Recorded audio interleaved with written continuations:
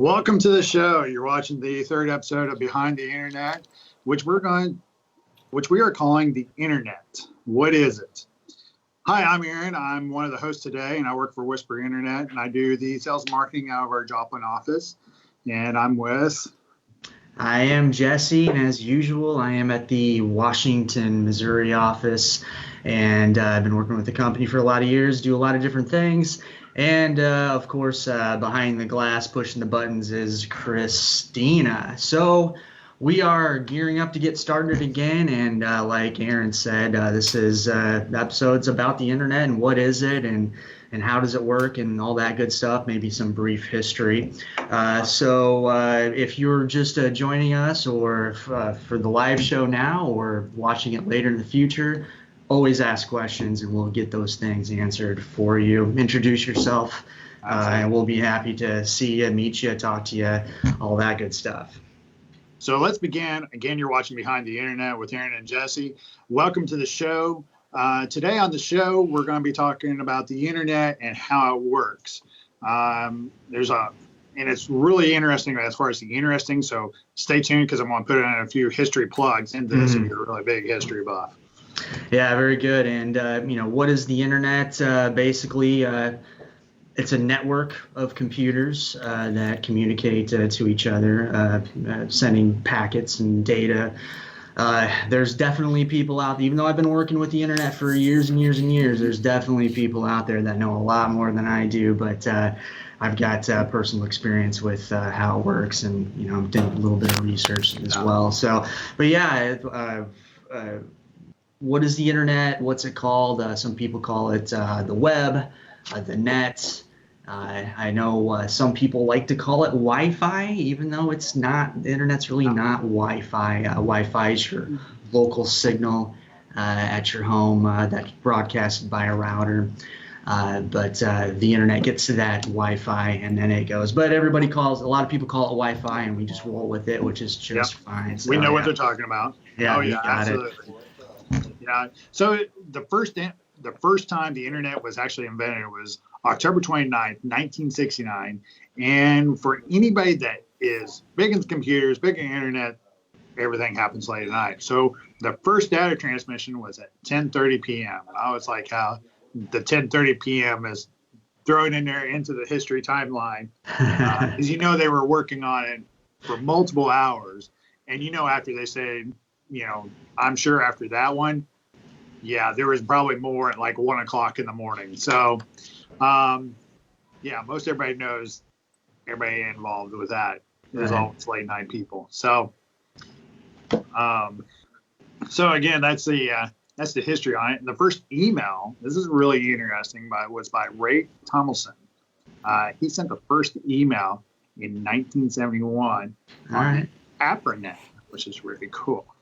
So there's all kinds of cool history little things going on here with the Internet. I always think it's interesting how, we used to have huge rooms of a computer, and now we're down to our phone. Right. Or even it was in colleges that did this and for better communication. And then I think one of the very first links was between I think it was UCLA and was it Stanford possibly? Yeah, Stanford. I think I looked at some things briefly, but I'm pretty sure that those are the two colleges that very first transmit back and forth with information was. So you're correct. Way back into the day. So anyways, what types of Internet connections are out there? I started back in my Internet career with dial-up at my parents' house. American Online, people know it as AOL. Dial-up is basically a modem that makes a phone call. Those fax tone noises that a lot of people who are old enough remember all those screechy noises to try to connect. When I was at my parents' house, I used the Internet predominantly for gaming, and I jumped into online games. And I remember having to set a timer next to my computer for 20 minutes because I knew after 20 minutes my connection was going to automatically disconnect because AOL had so many customers and they didn't have a lot of modems on their dial-up racks to hold everybody at once. And so they had to kick you off so other people can get on there, or people would be connected all the time. I bet that was interesting when you're trying to get to a certain level.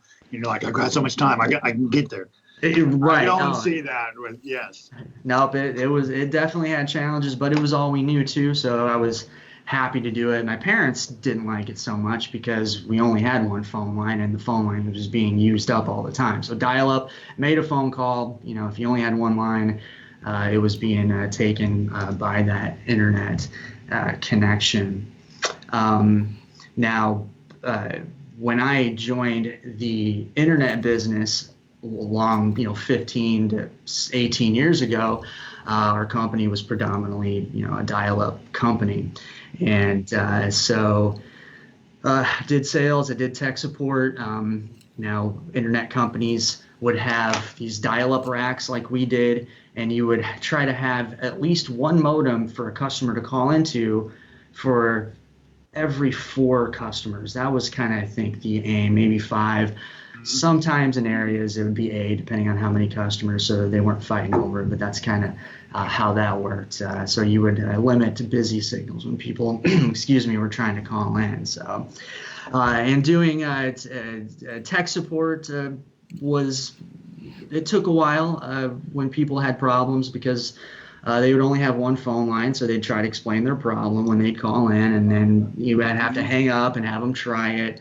And most of the time, their internet problems were due to phone line quality, which we couldn't handle. We couldn't really do anyways, but we had to do some tricky things to slow their modems down to keep connection. So, but anyways, I'm kind of yeah. You've been around a while, as far as you kind of went through all the different types of internet through your career. So yeah.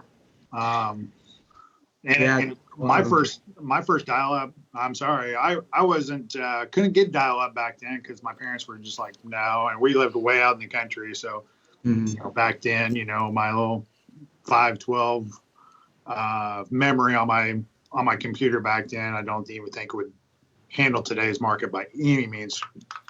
So my first internet connection was actually DSL, and when I lived in Joplin.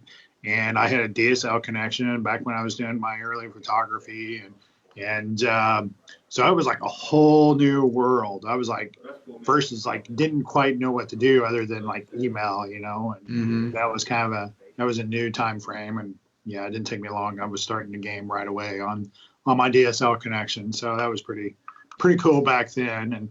And those that don't know, because there's actually still some DSL connections out there.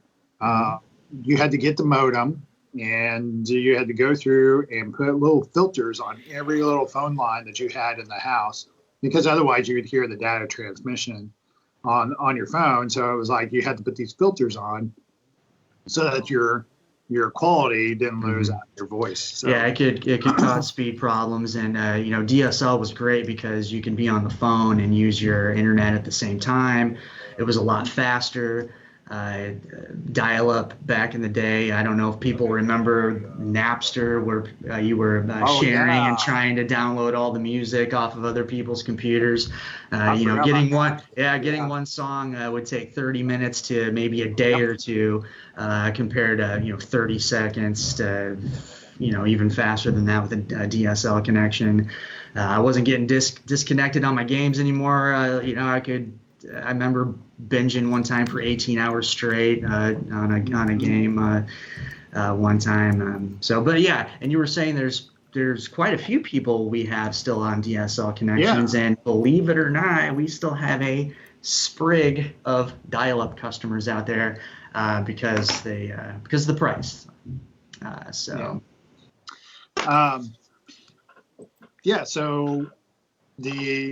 it was kind of cool as far as the DSL connections go, and it was kind of neat as far as the Napster. I forgot all about Napster. Right. Yeah, and all those music sharing type of programs out there. So, but yeah, and DSL, those DSL dial-up are still out there, because they're pretty affordable, but I know they're getting phased out.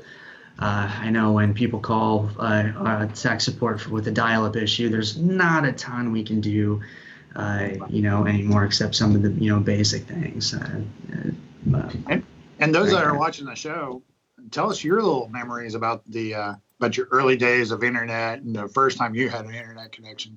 Kind of share those. Let us know what they are, because yeah, it's already kind of fun. I forgot about the Napster, and I remember downloading music. So yeah, the show's only about 30 minutes long. We can talk for a couple hours about all the stuff we used to do back in the day. So we didn't even know this show was going to turn into a history lesson or show our age.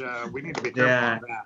Well, it's kind of strange because when I think of DSL, it doesn't sound like it's too long ago, and I know people still use it. But yeah, you're right.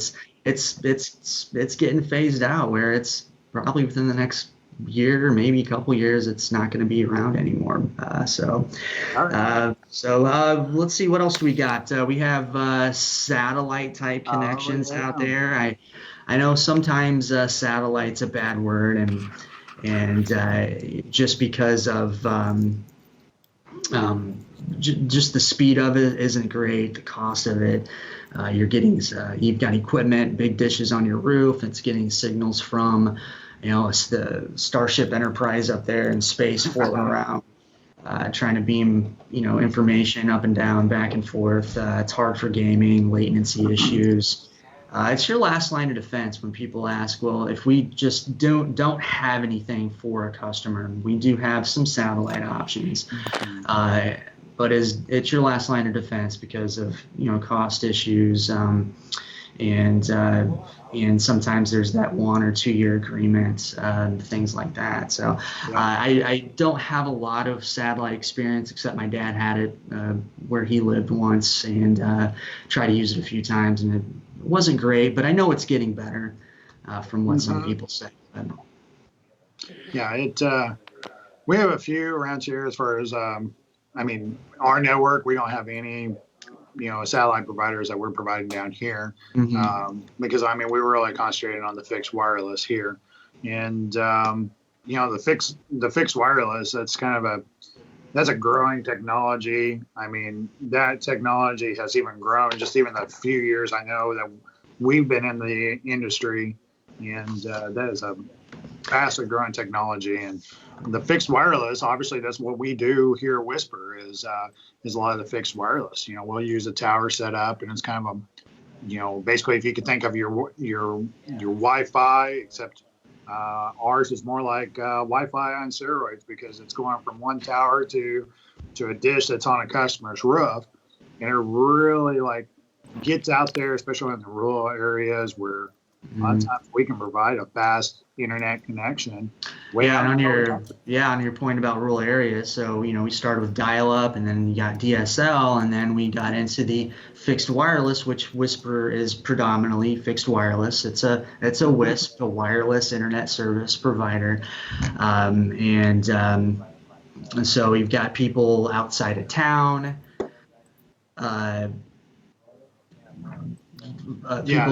You're trying to people who can't get maybe a cable connection, or they can't get a DSL or whatever. There was a need back in the day to get that signal to the people that are in the sticks or in the woods or outside the town that can't get those land-based type things.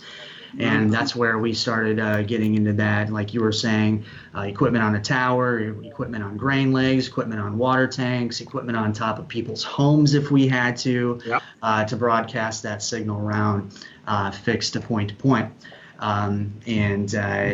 We started it 15 years ago, and that technology is getting better and better and better and better and better. It's amazing. I can't wait to see what the next few years. I don't even have to say 5 years for this statement. I can just say within the next year to 2 years, where the technology is going to go. Because even my 2 years with Whisper Internet, I've seen the stuff we've already started removing off of towers and upgrading to the newer equipment. It's just it's amazing how far. And the equipment we're putting up there, it will take on more people as far as the equipment goes. Versus some of the older equipment, you can only put a few people on it. Now, I mean, we've got equipment up there that they still haven't found the limit on how many can be put on it. Right, and just to kind of track back to the satellite thing, a lot of times people think our service, our fixed wireless, is satellite. Just because we have something on the roof or something that's outside getting signal wirelessly, which is, it's completely different. It's not shooting a signal up into space through the clouds and through, whatever, that distance. It's below the weather line. It's directly a line of sight to towers, a lot closer. Latency's great. Gaming's great. You can do a lot of movie streaming with the fixed wireless service that we do now. Oh yeah, and even with our service, thanks to being able to network that was invented back in 1969, we can actually upgrade our equipment. A lot of times you don't even know it's being upgraded. So yeah, remotely with those upgrades, it's all all done right here in house, and it's you don't even know it's being upgraded, and it's always a benefit to you as far as the upgrades go. So, and that's always a great thing without changing the equipment. Yeah, and there's a lot of different types of fixed wireless signals out there. Some are already, getting phased out. Started off. I don't know if this was the start, but this was my recollection back then. You got your 900 megahertz. That a lot of things use out there, like your baby monitors can use that signal, your cordless phones and stuff like that. So there could be a lot of interference with that. But at 900 megahertz was good because of distance and it had tree penetration, which we have a lot of trees around this area. But the speed is up to 3 to 5 meg at best, which just isn't really cutting it anymore. But then you got your 2.4 gigahertz, which is faster. Then you got your 5.7 signals, which we have a lot out there, which is really fast. And then we've got some LTE type connections too. So and it's getting better and better and better. And we're pretty good at knowing what type of equipment a customer needs based on where they're at and where the tower is and whatnot. So if anybody has any questions about the technology they have, or if there's anything better, or if there's anything coming, we know exactly what's going on. So. Oh yeah, exactly. So, and great thing is our stuff is all fed by our next very topic, fiber fed. And it's one way to get that speed out there. And I think you got some cool stuff on fiber as well. Yeah, fiber, I think ideally, if it was a perfect world, we would just hook fiber up to everybody, just run the fiber to all the houses and everybody's lightning speed. Fiber is a very small wire made, and it's got glass in there, and it shoots light, packet, it uses light, LED or whatever, to shoot through that line, and it's a speed of light, and it's great. But it is, expensive to run. You've got to bury it, which is expensive to run everywhere. You've got politics involved about where you can do that. So, and even like down here, our soil down here is so rocky.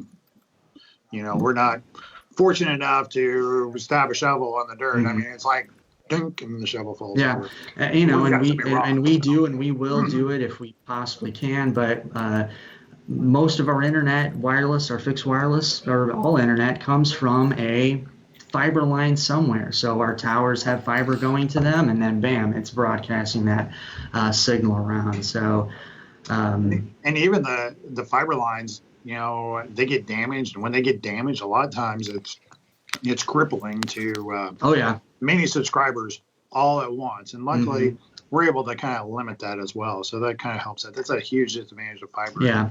And it's very expensive to fix. Yeah, and fiber is how most internet companies get their internet, and it's the backbone. So sometimes there's a truck or something out there that's digging or whatever, and it'll clip the line, and then bam, everything's down, and then everybody's rushing to fix it. So if a fiber line goes down and it's causing big outages, which happens, it's trust me, it's not only our company, it's probably a lot of companies having that same at the same time. But yeah, there's fiber's if you're living in a big city and like Kansas City, something like that, St. Louis, they do have fiber connections ran to places. If you're lucky enough to be there, then fantastic. So. So yeah, so and kind of tracking back a little bit as far as like fixed wireless versus other guys, obviously we're our primary service is a fixed wireless, and just kind of recap on that. The technology has gotten huge over the past years, and really and truly, I mean, the technology is going to continue on growing for sure as far as the fixed wireless, and I think even you're going to see more and more fixed wireless, and whether all over actually. I mean, a lot of the technology is moving that way. A lot of corporations are even using fixed wireless within their own internal network, just from one location to another location. I know we're talking with huge companies on that. Yeah, drive around the city. Cities will have things on stoplights, water tanks, on their office buildings. It's just an easy way to network an area with fixed wireless. So if you see that kind of stuff on a stoplight or look for it, it's the same kind of stuff that we use too to get internet to people's homes. And to compare the difference between cable or our fixed wireless, cable can't go anywhere where ours can. Yeah. It's pretty neat how all that stuff works, and I believe like maybe you were alluding to a little bit ago, it's all going to be wireless one of these days with all your cell towers and all the fixed wireless companies like us that got in the mix early a long time ago. We've got a head start on that, so it's pretty exciting. And I know with Whisper, we're always looking. We've got a lot of smart people behind the scenes, and we're always looking at the newest things and how to do things better. And we're going to test sites all the time, and it's a pretty exciting business to be a part of. It is. The technology is just awesome. I think and I think it seems like we're definitely. Done a lot of consulting work for other companies just in order to help them as well, and that's a great thing as well. So you got it, man. So yeah, that was fun. Just going through the history. It's this topic brought me back to my dial-up days, and then the transition to the DSL days, and then and then we're why we did the fixed wireless that we do, just to try to get those farmers or to get the people out of town. And then the service is good enough now where we've got towers in the middle of town broadcasting a signal where in St. Louis or O'Fallon or all those kind of places too. So we're real competitive with your cable type companies or your DSL type companies and stuff like that. So if anybody watching this after the fact or watching now ever has any questions about it, or you have our service and you're thinking, hey, it's not working that great, let us know, because we might have something better for you. It could be something simple. We want everybody to be able to have a fast internet connection to get all their streaming done or Facebook or whatnot. So cat pictures. Cat pictures, yeah. Cat pictures. Hey, I'm a cat fan. Yeah. I'm a cat fan. Yeah. My dog would probably look at me funny for saying those words. So. Right on. Well, I tell you what, that's going to wrap us up today. Aaron, thank you so much for joining me again. I always enjoy our chats. We've got Christina always behind the scenes making things happen and pushing the buttons. And we look forward to our next chat happening probably next month. Yeah, the third week of each month. You got it. I mean, hey, So, that's going to do it for us. Again, you're watching Behind the Internet. We look forward to seeing you again on that third Thursday of every month. And if you got any questions, feel free to shoot us the question and we'll fire back that answer. So if you have any ideas for a show topic, let us know as well. What are your interests as well? We want to know that. And we're definitely happy to help you guys out. You can holler at us anytime. So. All right. Thanks a lot, guys. All right. Thank you.